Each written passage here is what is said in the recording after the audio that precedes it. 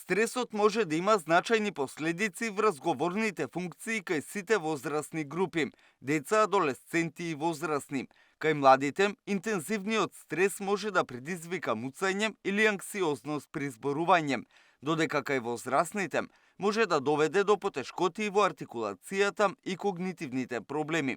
Кога стресот е хроничен, ризикот од долготрајни комуникацијски нарушувања значајно се зголемува. Стресот не влие само врз говорот, туку влие врз целото наше тело, односно врз целокупното наше функционирање, без разлика на возраста, дали тоа се деца, адолесценти или пак повозрастни лица, но многу зависи каков одбранбен механизам секој од нас има, бидејќи сите ние сме различни, имаме различни одбранбени механизми, па можеме да кажеме дека секој различно реагира на самиот стрес. Кога зборуваме за како влие стресот врз говорот, би кажале дека честопати во високо стресни ситуации тој може да предизвика психогена афонија, односно тоа е состојба кога целосно човекот го губи својот глас и тука подоцна е потребна логопедска терапија, како и психијатриска или психолошка поддршка за надминување на овој проблем, а честопати нели она што е познато во народот дека стресот предизвикува и пелтечење, односно познато во народот како дъткање, и можеме да кажеме дека посебно во ситуации кога има силен земјотрес, кога има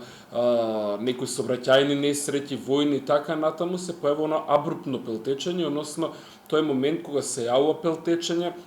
кој што е пред се на психолошка база, и тука веднаш е важно да се вклучи интервенцијата од страна на логопедите. Хроничниот стрес е исто така фактор кој го зголемува ризикот од психотични растројства, што може да влие на меморијата и способноста за говор. Ако некој има природна склонност кон одредени здравствени проблеми, а при тоа е постојано изложен на стрес, истакнуваат логопедите, тоа може да доведе до сериозни потешкоти во говорот и комуникацијата. Логопедските диагнози кои што ги третира самата логопедија би кажале дека тоа се индивидуално, односно дека она што се јавува кај една личност никогаш не е исто како кај друга личност, иако симптомите се многу слични, но од друга страна можеме да кажеме дека секој од нас се нашол во некоја ситуација, особено кога сме биле деца, кога некој нас ке не бркал, кога сме биле нападнати, кога има некој посилен земјотрес,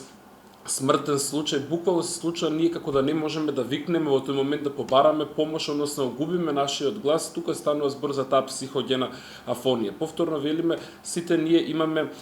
психолошка издржливост која не е еднаква кај сите нас, па затоа од тоа зависи за самата состојба. Односно, кај некој тоа ќе се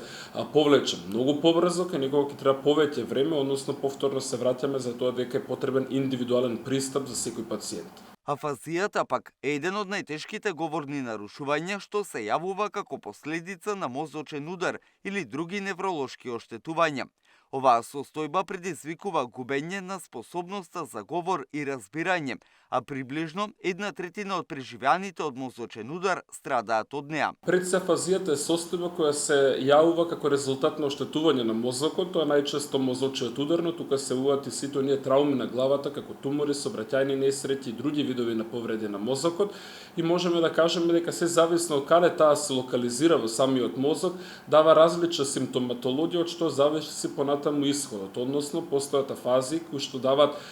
помали проблеми во самиот говор, јазик и секојдневно функционирање, и при тоа со логопедски третмани многу побрзо се надминуваат овие состојби, за разлика од други видови на афазија, како што е глобалната афазија, ти оставаат на вистина поголем и потежок